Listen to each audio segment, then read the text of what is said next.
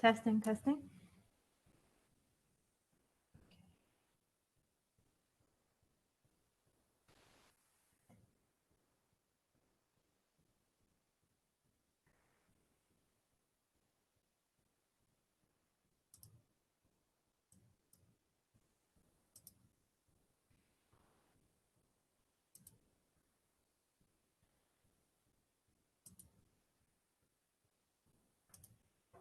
We're doing it in here?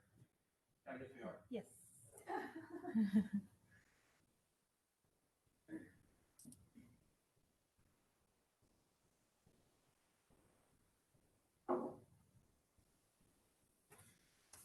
I just need someone to say something so I can make sure we can hear and hear. Yeah.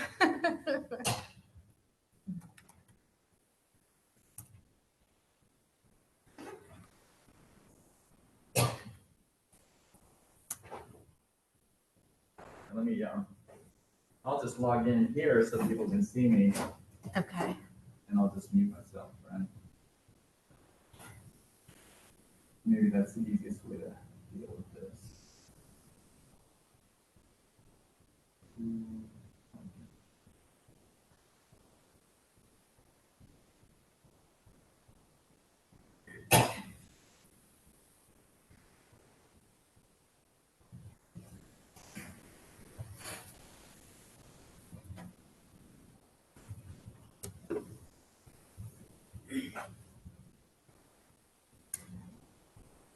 And they'll share and it should take over.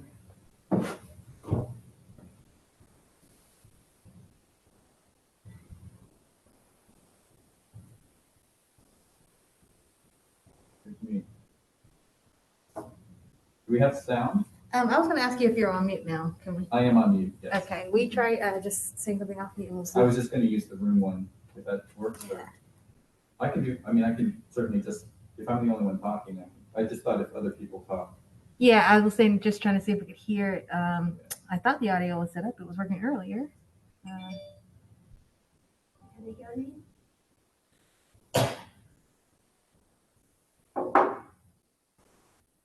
think you got to turn up the.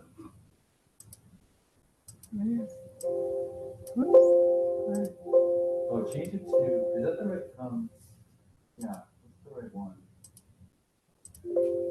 Oh, there it is. There we go. Can you guys hear us?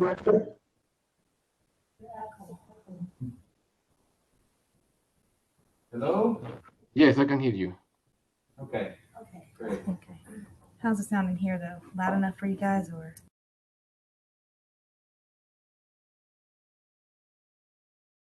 The front. Okay. Easier, I guess. Yeah, just make it easy. Okay.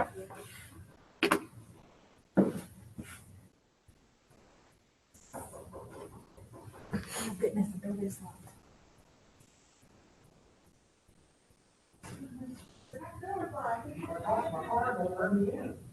No. Used to let me in. Oh, there's Robyn. The other Robyn. Hey. My card won't let me in anymore. So you cut me off, huh? No. not intentionally. Okay. Let's see. Internal microphone default.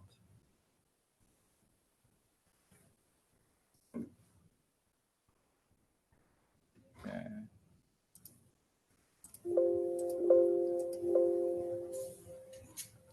All right.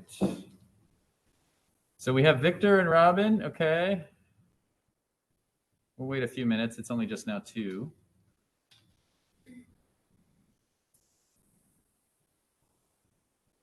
I'm wondering if there's no way to get a view of the audience, right? No, it'll just zoom out a bit, but not Yeah. necessarily turn around. Okay. Okay. It's hard to figure out these hybrid meetings here. So.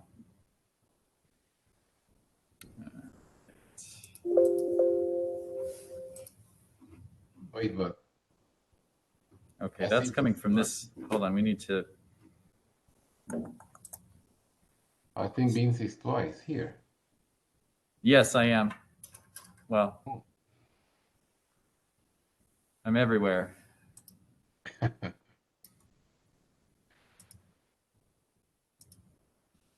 All right, so the speaker, which one is the? I thought it was a default, but then it wasn't. We weren't Yeah. hearing the sound. Victor, can you say something? Test, test. Something? Okay, Yes, it's coming from here, the monitor. So that's the Crestron, I think. Let's try.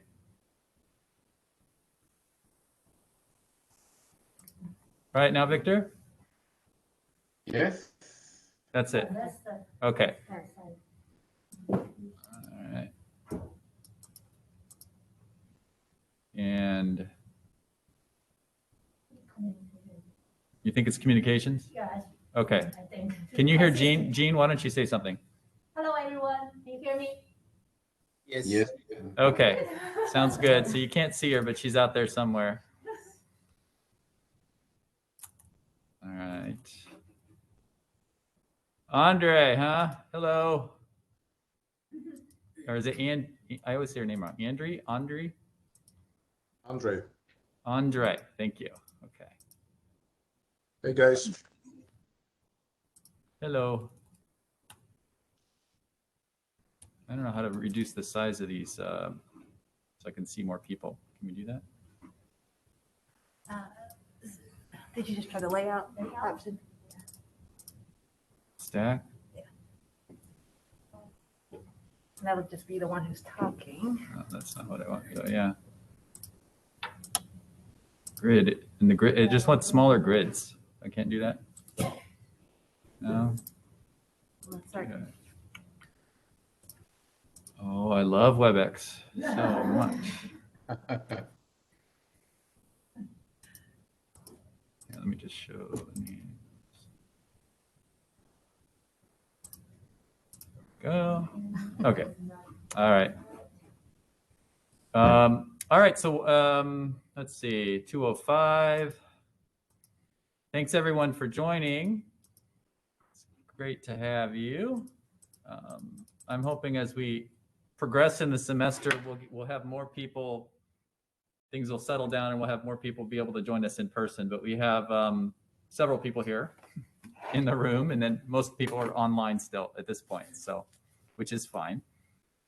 All right, so what we're going to do today is I'll just jump right in and have Robyn and Victor lead us in a discussion of dynamic whole brain dynamic functional connectivity. So Victor and Robyn, how did you want to organize your presentation? Are you going to So yes, we decided to give an introduction, which I'm going to be in charge of it. So I'm going to go first. And Okay. that's going to be about 15 minutes, probably. Yep. And after that, I pass the screen to Robyn, so she's going to continue with more dynamic connectivity. Great. Research. Sounds good. Let's jump right in. Do you want to go ahead and share your screen? How do I do that? There should be a share button at the bottom. Oh, there it is, yeah. Oh, I see, because we're in the browser. We're not in the This app. is not the app, yeah. That's the Yeah. Okay. Turn off the video. The app has more functions. Share the screen.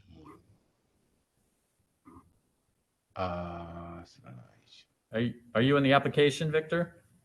I am not really sure. I think I figured it out, but let me see if I can Okay. share. Hi, Eddie. How you doing? Share this one. I don't know if I'm looking at you or what, but yeah, it's just, Can you see me? this is so weird. All right. Yay! All right. Okay, Victor. So go for it.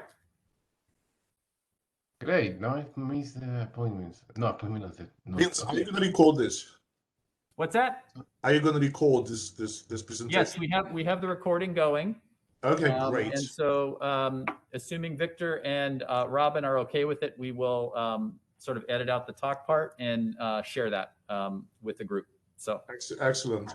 okay. Just give me a quick second here. I'll Oh, I like this. We started in a moment. Okay. Can you still see me? Yes, we can see your slides now. Well, the slides. Oops. Good. All right, so welcome and thank you for being here in this presentation that we're gonna talk about dynamic connectivity and what involves in the CREST DMAP dynamic connectivity concentration. I'm gonna be the first one, so I'm just going to do introduction as quick as I can in dynamic connectivity so that we know what's happening when more difficult things or more complicated things happens in the future. Especially that dynamics is not an easy topic and it needs some background on it. So let's start with the introduction. And we are just gonna do a quick introduction, what is Volt, what is resistive state connectivity, and so to start, I would always like to start with this, that is one of the first experiments on discovering how we can get magnetic resonance signals, functional connectivity from the brain. And it was around the early 90s when it was discovered that there is a relationship between blood oxygenation and magnetic susceptibility, that a lot of experiments start going on how to use this information to get signals from the brain. And what we came up back then was to measure magnetic susceptibility as a proxy to estimate how much energy is spent in the neuron, actually in groups of neurons, from the capillarity in blood in the brain. So we basically estimate the amount of oxygen in the blood to see how much the cell is consuming or how much active is the cell at that point in the brain, and put that in fMRI images. And we take different shots on time. So it's a time-dependent modality where we know what's happening in the brain at certain points in time. And so what do we do with this? One of the first things that was done was to study different parts of the brain, and you find regions of interest. In this shot, you can see we chose the frontal lobe, some part in the frontal lobe. And you just take your region of interest and take an average of the activation on each of the scans that you get at different points in time. And of course, the activation changes with time. So your activation will have a time course, it will have a time sequence with different activation values.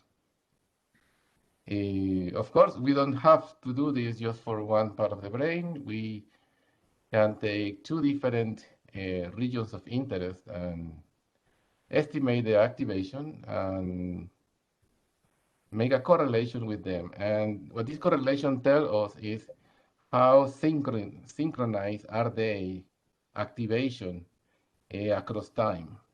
We call this synchronization functional connectivity because we think we are activating at the same time if they are fully synchronized, and they might be performing a similar task, although we cannot call it task. Okay, so correlation can tell us a lot about how connected two parts of the brain are. However, we are not interested just in two parts of the brain. Usually we want to get a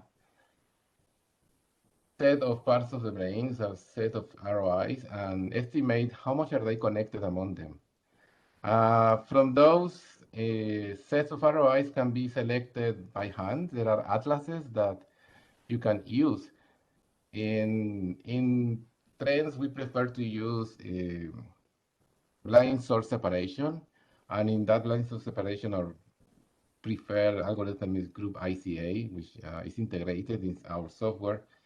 that allow us to find the regions of interest of more importance for certain brain illnesses. At the end, all we have is some brain location and how that brain location change with time. So we have a brain location and a time course telling us the changes in activation. And because these are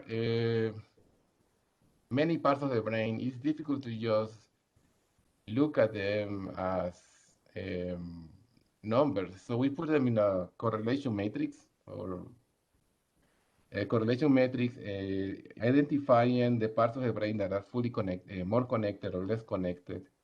It's just a nice way of visualizing. I'm going pretty fast. Visualizing the connectivity in the brain. Of course, there are parts of the brain that are connected in a positive correlation way and others that are in a negative correlation way. And this pattern is pretty common. That's it's been studied several times where the default mode network is expected to be anti-correlated with the rest of the brain, or at least most of the rest of the brain. And so, but it's not the unique correlation. The only correlation pattern you will see, however, is the most common. And if you take single value correlations, you will see it. So in here, I want to now start to define a little bit what is dynamic connectivity. Yes, sure, we can take two parts of the brain, two ROIs, and from those regions of interest, we can estimate a correlation value. For this particular example, we got 0.58, which is a good correlation value, quite high. However, you can see that in between the middle, there are more things happening than just a single correlation value. For example, if you take the first part of it, something between 1 and 3 seconds, you get a correlation value of 0.08, which is very low. If you take values in the middle of it, you get a correlation value of 0.95, which is extremely high. And if you go further in time, the correlation value drops again.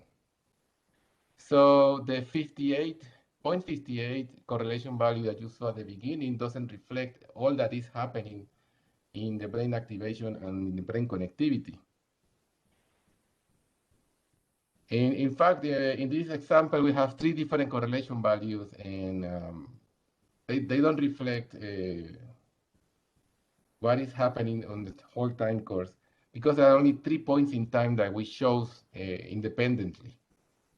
What we really want to do is to track what is the correlation change along time. So instead of choosing just 3 points in time, we take a sliding window, which is that we take a piece of the information, estimate the correlation, and then move every time course, every TR of the scan, we move the window until we get a better history of what is happening with the correlation in time. These represent much better the connectivity and the connectivity changes that are happening with time than the single value correlation that we got if we just take all the time points and correlate all the time points. So, similar that we had in static connectivity, we don't have just 2 regions of interest. We have a set of regions of interest, and every region of interest has a different correlation history with time. So similar as before, we want to take the time courses and the correlations and estimate every time point. We want to estimate a correlation value and slide a window similar we did with the 2 regions of interest case. We want to use it for all of them.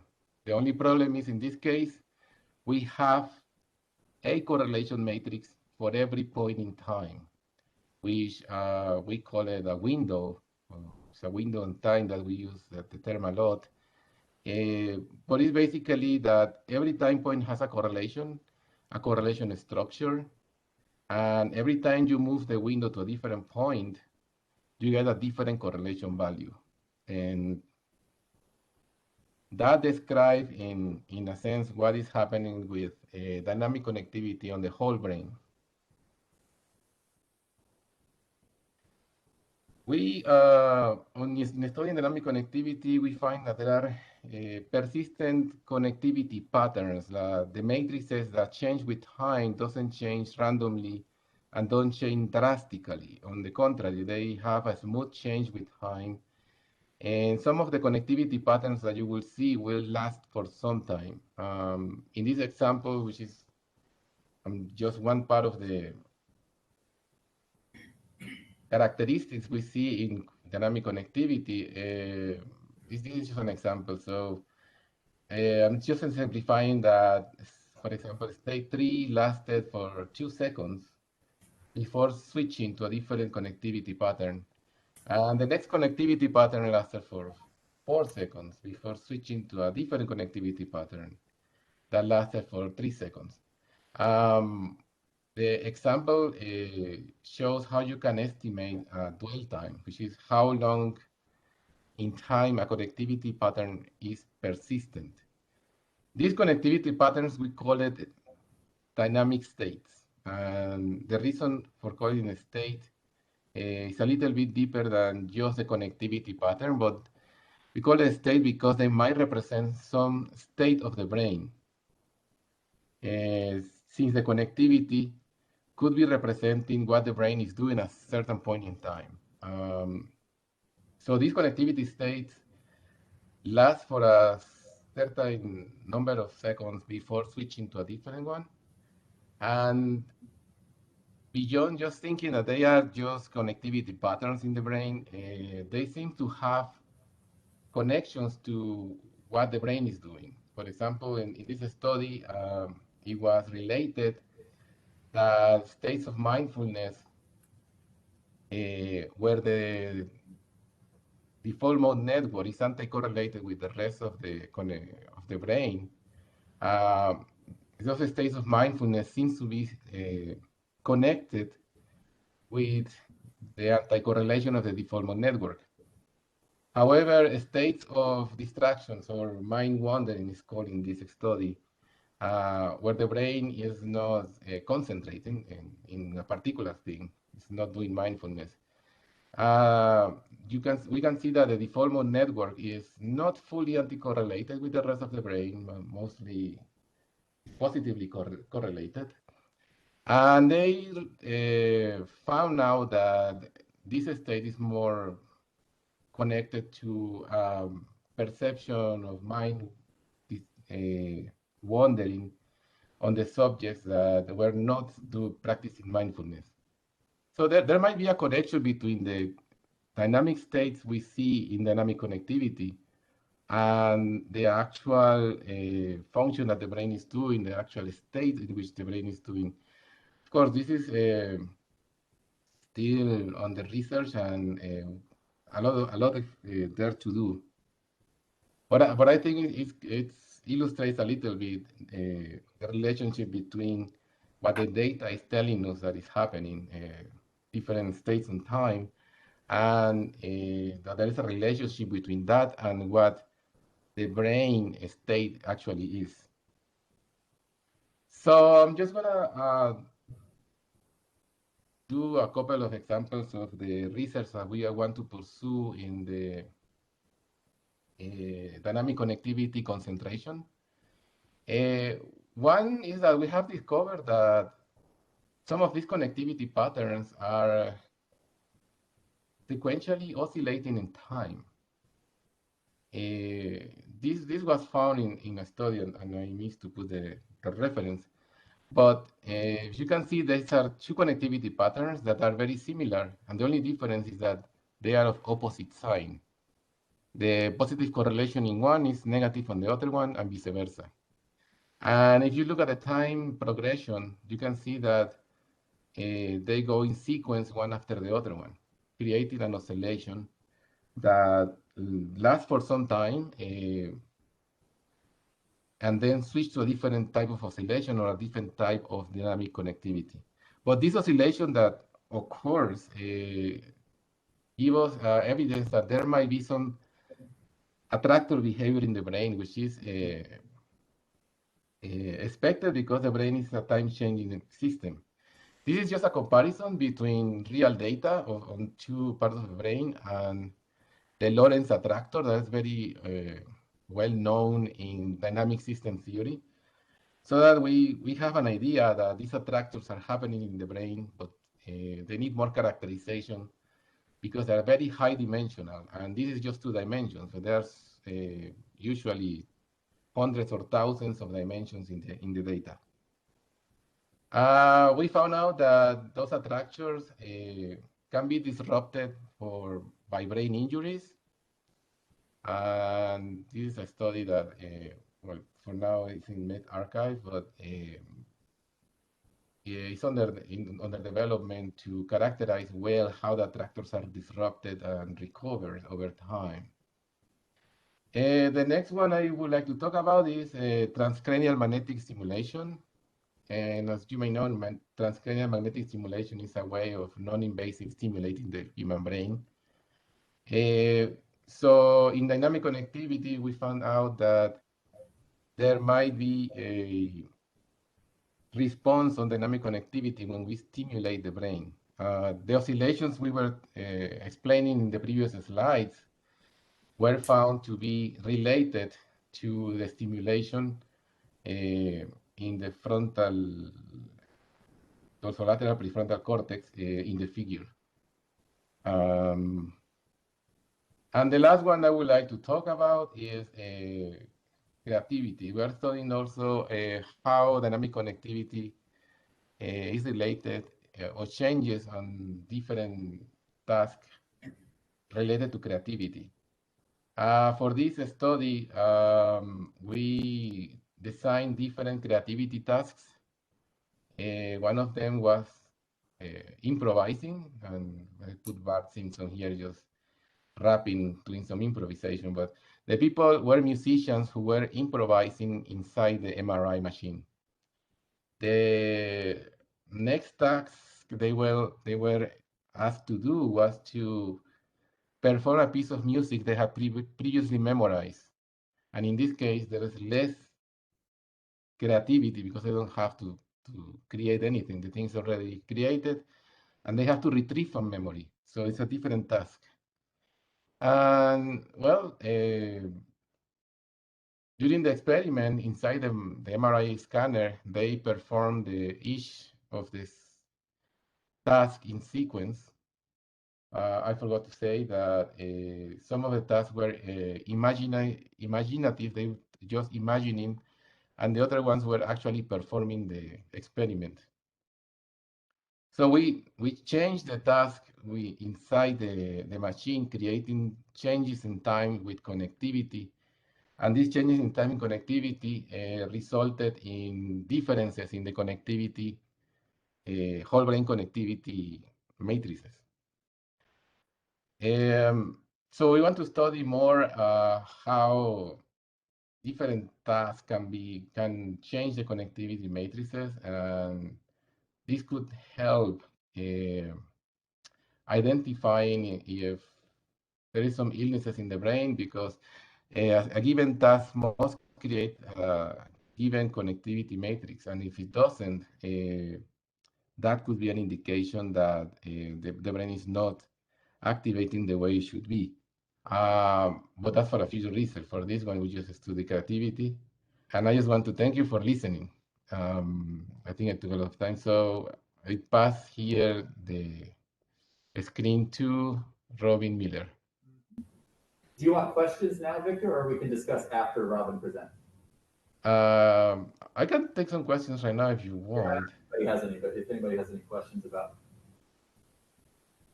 what Victor just presented, while Robyn gets her screen going. I think, Victor, you might have to unshare your screen for Robyn to share hers. Oh, okay. There you go. All right, cool.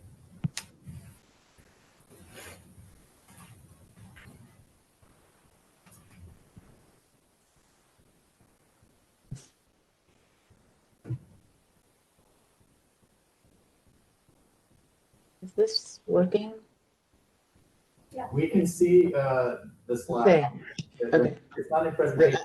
No, I understand it's not in presentation. I just wanted to see. Yeah, we can see your screen and the slides. Let me see. Perfect.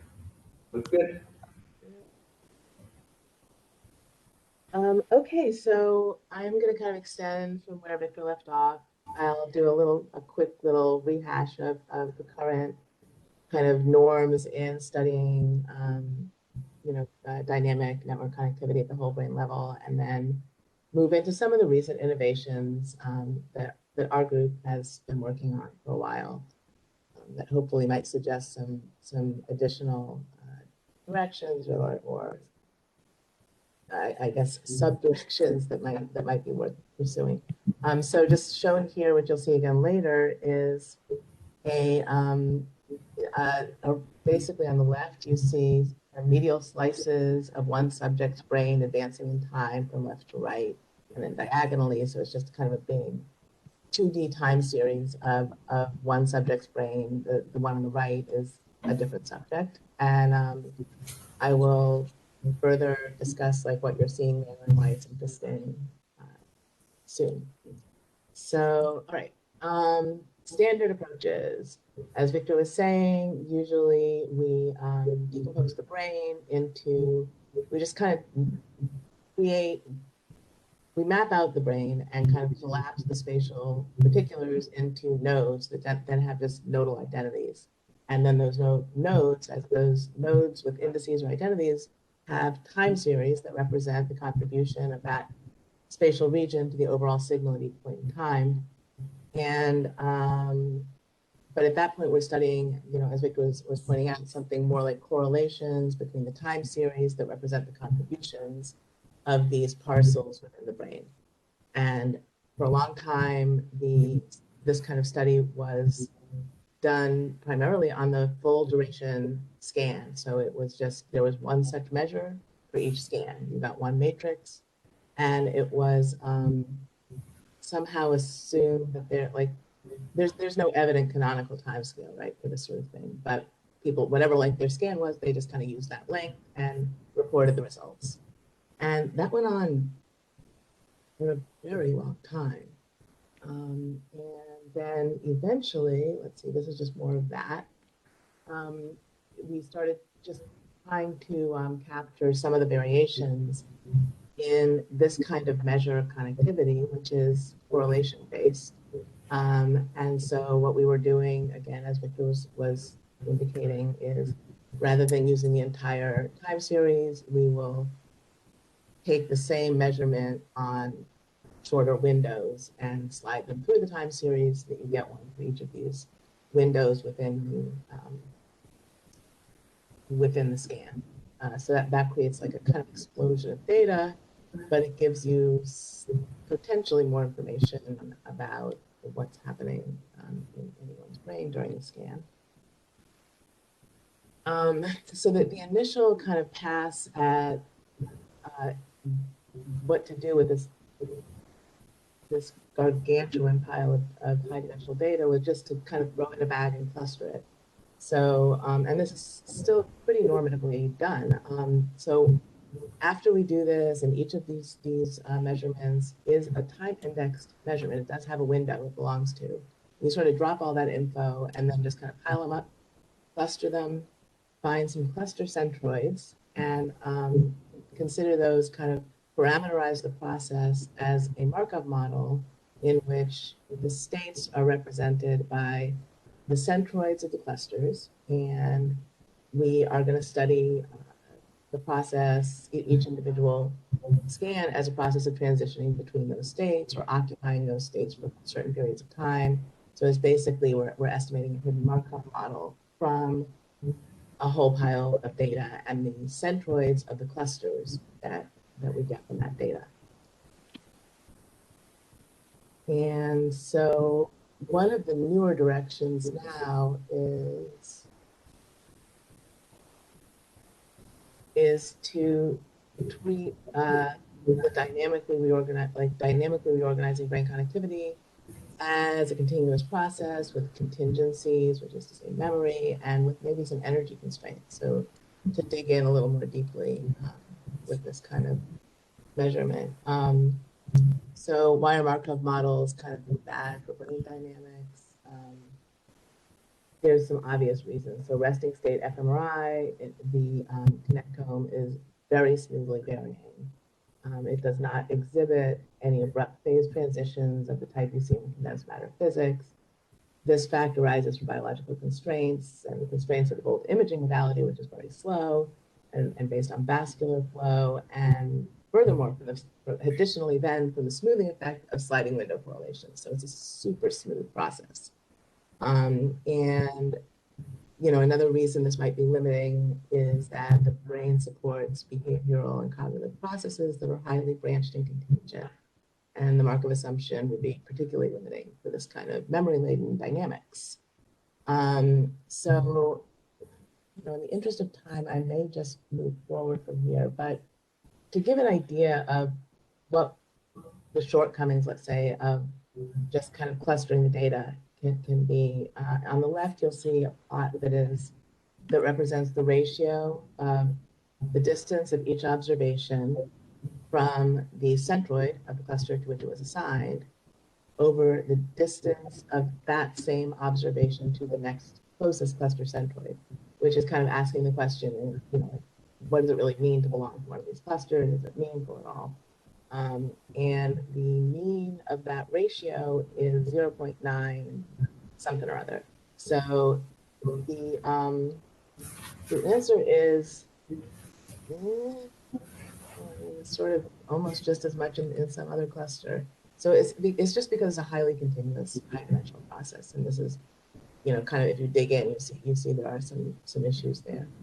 And then on the right, there's just a schematic showing you have some sort of non-forgetful router state, and it's taking in kind of sequences of connectivity and can determine the next 3 frames, for example, of this connectivity movie based upon the entire sequence, not based upon just the most proximal, the Markovian assumption, where it would only the most immediately previous input would matter, since both of these inputs have the same immediate previous input to the non-forgetful router state. It's just a schematic idea. So let's see. So, this is a lot. So This is the gummy worm slide, right? this is gummy worms light. So one of the challenges, because the process is extremely continuous, extremely smooth, extremely smoothly varying, right? We want to be able to capture something more organic about the flows within the high dimensional state space, which is really hard. There's a lot of challenges because of the fact that we work with resting state data that does not have any, where across different subjects, time points don't really have specific meaning.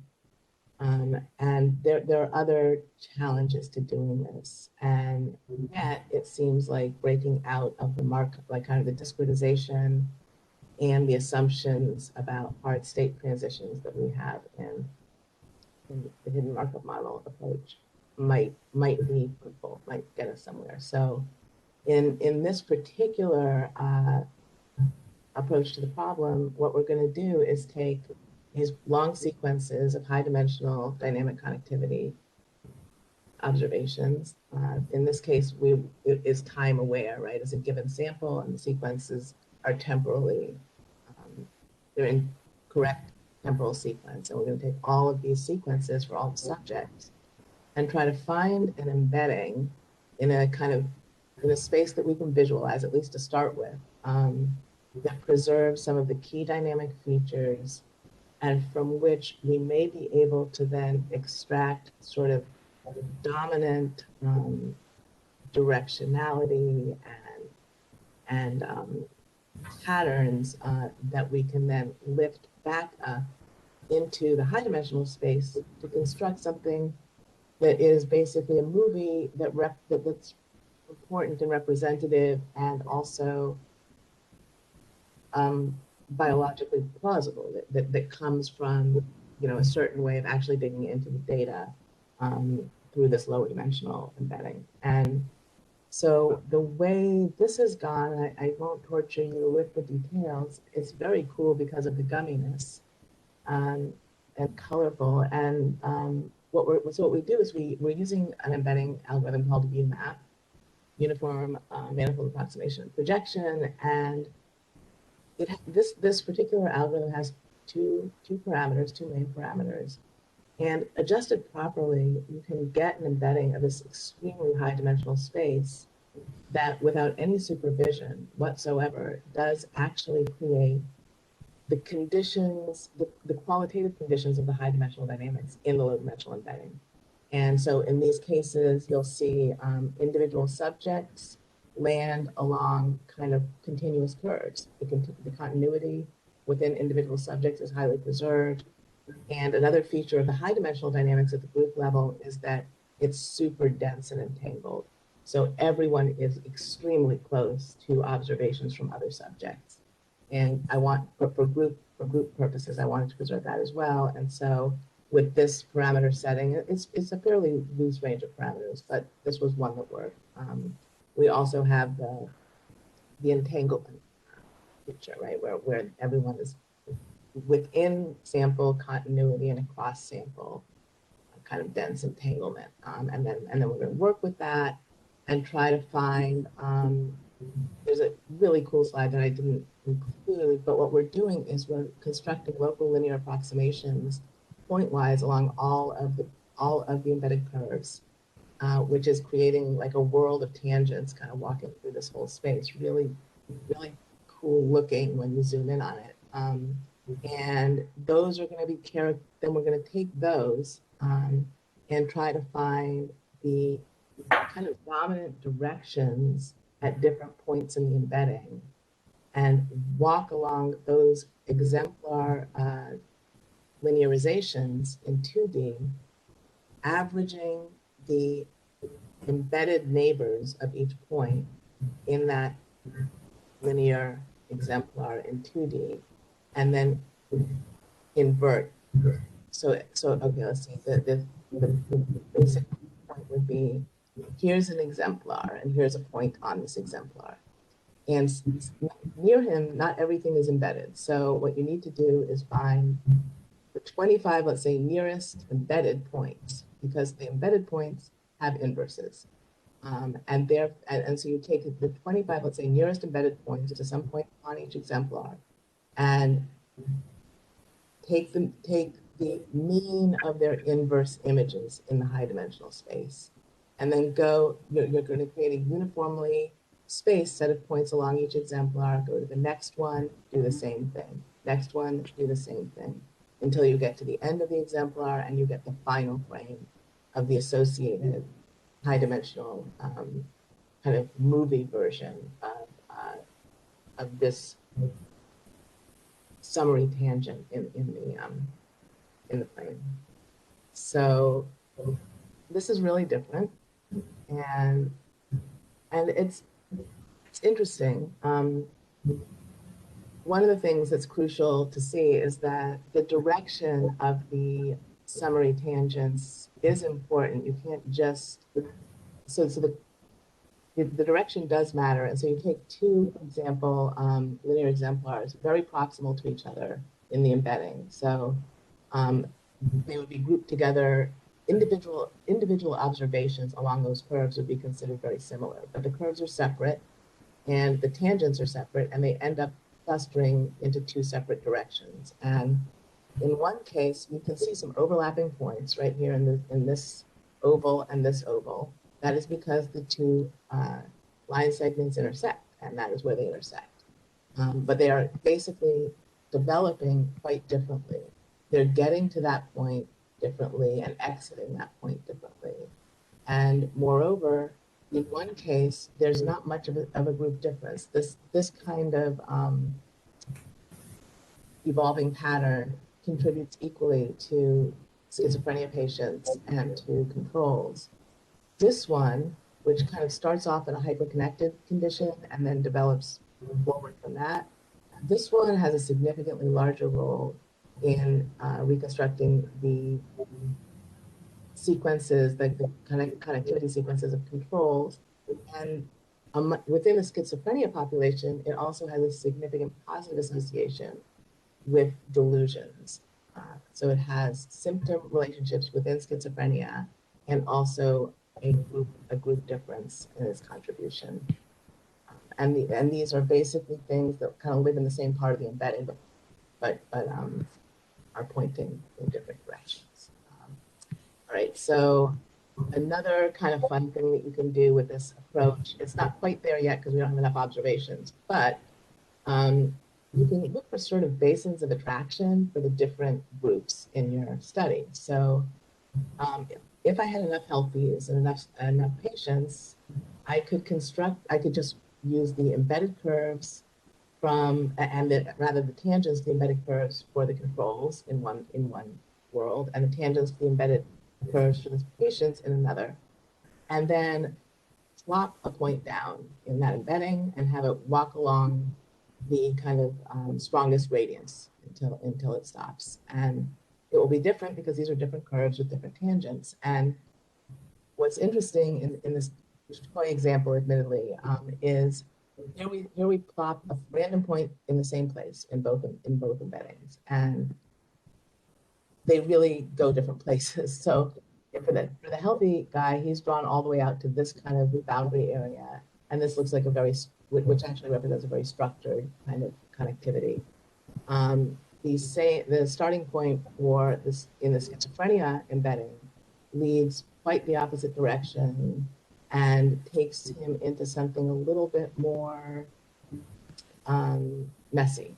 And if we were, for example, to ask what the basin of attraction, so this point X is clearly in the basin of attraction for this boundary curve. For schizophrenia patients, you can actually find the basin of attraction for the same boundary curve, but it's smaller. So, you have to be much closer to be sucked into that one. Anyway, this kind of thing there's somehow forward motion I see us being able to get from some further developments, along these lines. It's just something we haven't been able to do before. And wait a minute, what time is it? It's 2:45. Okay. Okay. So I'll just say a few more things. So another thing we can think about is incorporating sort of the energetic cost of of connectomic reorganization. We often don't do that. We just kind of measure like the distance. The distance traveled between two observations would just be, let's say, the pointwise L2 distance between them, without factoring in anything about the realism of, or the plausibility or the energetic cost of that particular transformation of the connectome. So we're trying to work on this a little bit with optimal transport. So this is a little movie. So this is on the right is the graph representation, or a graph representation, since it is isomorphic up to any sort of, is a complete weighted graph. That's true of all of our connectomes, right? They're complete weighted graphs. And so you can just like move all the dots around. It's still the same graph. And this is the typical presentation that we would look at if we were looking at it in a neuroimaging paper. It would have that kind of modular square look, but that's just for our convenience. And so you're watching some dynamics. You can see it on the left, you can see it on the right, everything, the edge weights are changing, right? This is sort of what's happening in the dynamic connectome at the graph level and in the matrix representation. And the idea here is that, okay, like leaving out all of the details that would make this more interesting. We can have you back later. Don't worry. Yeah, sorry. Is basically, so you take an observation such as the one in the middle, okay? And you can see that from a functional perspective, the observation on the left required highly globalized reorganization of function, like it's functionally integrated in a totally different way. There was some sort of widespread collaborative reorganization of the connectome to get to the image on the left. Whereas on the right, it was a simple kind of uniform decrementing of a very small amount. So they look very similar, they're highly correlated, but they're not identical. And there's a difference of like 0.01 between each of the cells, not visible necessarily to the naked eye. But the L2 distance between the middle and the right and the L2 distance between the middle and the left is identical. There's really no recognition of any type of potential energetic difference or higher level of difficulty or something in getting from middle to left versus from middle to right. And if you're using the optimal transport distance, you see something that makes a bit more sense here, where the distance between the middle and the right is considerably, orders of magnitude lower than the distance between the middle and the left. Seems like maybe some kind of progress there. Devil is always in the details, but that's, one direction we can start moving along. And yeah, so there are some differences in key measures of dynamics. If you look at the dynamics measured with L2 versus measured with the OT distance, the direction of certain vector versus. Robyn, can we close off? Yeah, we can totally close. Let me just I'll zip through these slides and I won't say a word, just like cool pictures, and then we'll wrap. Let's hold the slides. We'll have you present those again at a later point. Don't worry about it. Okay. It's getting just to the cool stuff. You couldn't help yourself. Okay. No. I'm. I want to give us. So we have 10 minutes left, and I want to just move to discussion. If you want to just one or two closing words, feel free. All right. Nope. No closing words. Just. Okay. All right. Thank you, Victor, and thank you, Robyn. Sorry to kind of cut you off there, but I did want to make sure we end this, at an hour, and that we have at least a little bit of time for discussion. So, what if folks, have any questions about the dynamics? I guess, there's obviously the mathematical, aspects of this, and then there's also kind of why is it useful? What can we do with it? What can we study with it? Kinds of questions, which hopefully different people will have thoughts on. So I'll just open it up and see if folks have any questions. Feel free to just jump right in. I actually have a question. Can you hear and me? Robyn, unshare your screen so we can see. All right. I'm actually here. Yay! I'm having some issues with unsharing. Give me a sec. No worries. I had a question because of the question of the robustness and the reliability of the measurements. We know that in neuroimaging, our sort of test, retest, replication is not what you would call fantastic. Mind you, I can do the same thing with my blood pressure, to get test, retest, replication issues. But I was wondering how all of these dynamic measurements are affected by are robust to differences in the imaging data protocol, are robust to times of day, are robust to test, retest reliability, all those kinds of questions.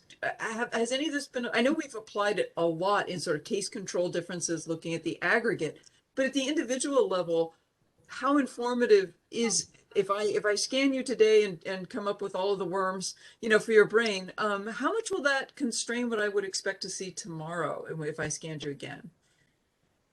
So, especially on let's say the worms, I think that there are like two points. One is part of what's happening with the worms is group level, right? So we are trying to so you'd have to scan everybody again, and then we're getting these linear exemplars based upon an entire group presentation of these trajectories. And I think in that context, we get a lot of the same trajectories or dominant directions, but it may be that different subjects are in different parts of it. I think that the group level would be more robust than the individual level under conditions of, scanning on different days, under different, because in a way, I guess, like my general idea, like you want it to be robust to scanning parameters and up to a limit, some kind of like perturbation in the scanning parameters. But it may be, robustness can be important or can be a sense, it can be an indication of dullness of the measure, right? Like, because if the person really is different, they're more animated, they're more tired, they're more stressed. If our measure doesn't find that, then it's a dim-witted measure. And so like, but we don't ever know exactly what we're, you know, like when we scan someone 4 or 5 times over the course of a month, you know, we see differences. We don't really know if it's reflecting the things we would want this measure to reflect, or if it's just a mess as a measurement, not, you know, finding like the variability within the person. And if I can comment, separate from so it also depends on the method, right, that you're using to estimate. And we've looked at this in a few different approaches. There's one study that Anissa Brule did, which was using so it's not the high dimensional approach Robyn was mentioning, but it was using the sliding window approach. And that showed, you know, quite high replicability. You know, in particular, the metrics for dynamics were more robust than the static measures were. So it may well be that when you're dealing with like resting fMRI data, given that people kind of are doing different things over time, if you characterize those and compare apples to apples a little bit better, that you would improve your ability to do that. But then the caveat is, of course, and everybody, I think a lot of papers get this wrong. You know, when you're looking at dynamic measures in somebody's brain, you don't necessarily want to. It's not necessarily the right answer to say we get the same pattern every time, because people are in different conditions, right? And so I think that's a really tricky problem to address.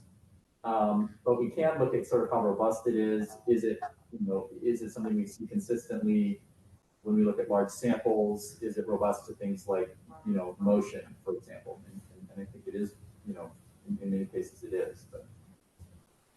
Yeah, I also wanted to comment a little bit on this. That's a problem that we have been thinking about for a long time. And as you said, it depends on the mood and what the state of the individual is. Literally. So, and it's probably impossible to correct fully. It's very, very random. So instead of that, I think one of the things that we were trying to do, especially with stimulation, TMS or TES, is just make the brain get into in a predictable state. So if we could, for example, stimulate the brain and bring the connectivity to a state we know the brain is going to go to, so we can replicate the same state every time. So that's one of the areas where I think DMAP could try to do good research on, trying to get the brain into a predictable state and then estimate brain illnesses from that state. That goes along with the data we were seeing in attractors, where brain injury just changed attractors because it changes the connectivity behavior. But so the question is, how do we get the brain to a certain position, certain connectivity, so then we can predict from them? And well, another possibility is do something such as mindfulness. So get the person to relax, to non-stress them as much as they can.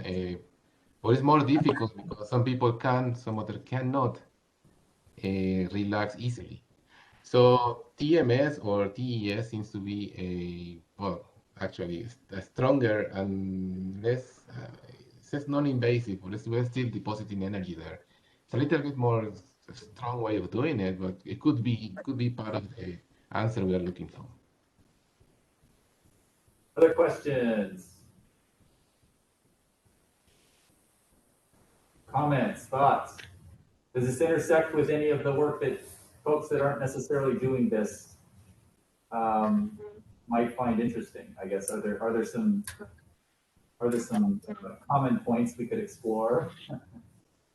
Or is this just kind of crazy out there stuff?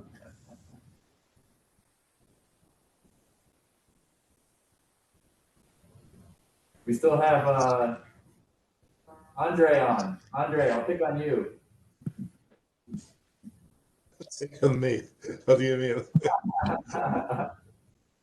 It's a very interesting question. Even in our business,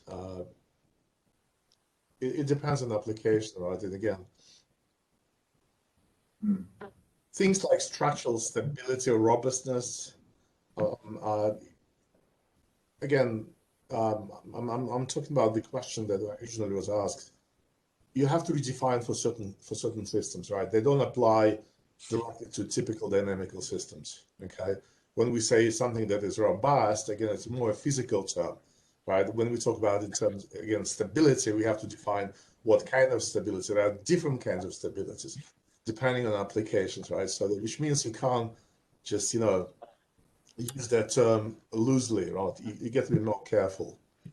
Right. And then structural stability, sometimes I like it. I mean, in our applications, I like it even more because it basically means you don't really rely on the parameter variations. I don't care about parameters anymore, right? I'm interested in having a pretty flat kind of region, so it doesn't depend on. I mean, again, I don't know if Sergey is here or not, right? It doesn't depend on the changes in a.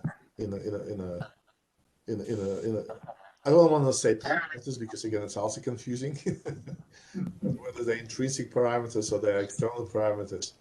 So it's a touchy issue. We have to sit down and then come to the language, right, that we all agree upon, right, and then pursue from now on. Because again, let me just say that the terms and notions from straight coming from dynamical systems often are not applicable to applications under consideration. So it's a trick. Yeah. Right. And then Vince, I did want to come to the room, and just an unfortunate chain of events. I'm here on campus. Yeah. And then we have this march, and then they block the streets here. So right before the meeting. I'm having trouble still getting used to walking between spaces versus just virtually jumping, right? The police was everywhere, just like 1:45. Yeah. Right? They blocked the streets. Yeah. All right. Well, sorry. I don't have anything. Go ahead, Eddie. I don't have anything specific. I just wanted to introduce myself. I'm Eddie Namias from the philosophy department. I don't know how often I'll get to join y'all but I will say if anybody is doing this sort of work specifically on looking at resting state potential or what the brain people are doing. Uh-oh. We lost you, Eddie. I'll turn it. Huh? Can you repeat it? We lost you for a sec. Oh, sorry. I was just going to say I'm particularly interested in what the brain is doing when people are imagining things or just during resting state potential or doing counterfactual reasoning or thinking about alternatives. I'm interested in free will. So if anybody's using these methods for any of those techniques, I'm always happy to hear about it. Thanks for inviting me. I'll try to. That's great. Yeah, thank you. Hopefully, I'm sure there's some interesting things that we can explore there. So yeah, it'd be fun to. Oh, we certainly have some data sets on that. Yeah, definitely lots of mind wandering. Yeah, the free will one is obviously an interesting one. So, but thanks. Well, it's being mindful of time. It's 3:01, so I will let everyone go. But thanks again. Next week we're going to do a talk on reading, right? Yep. So No imaging, just reading. just reading, which is dynamic too. Yep. Y'all are going to tell me how it works. Absolutely. So thanks everyone for joining, and have a great. I guess it's Friday, right? So have a great weekend too. Okay. Yeah, Thursday's great. Jess and Kyle and everybody, you can hang on. We'll have our little chat in this room.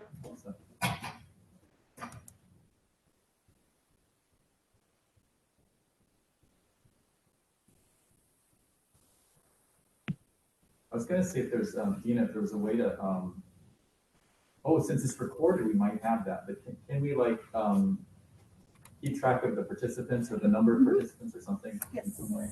I don't know that we need too much detail on that, but just sort of like, we had like 31 people today.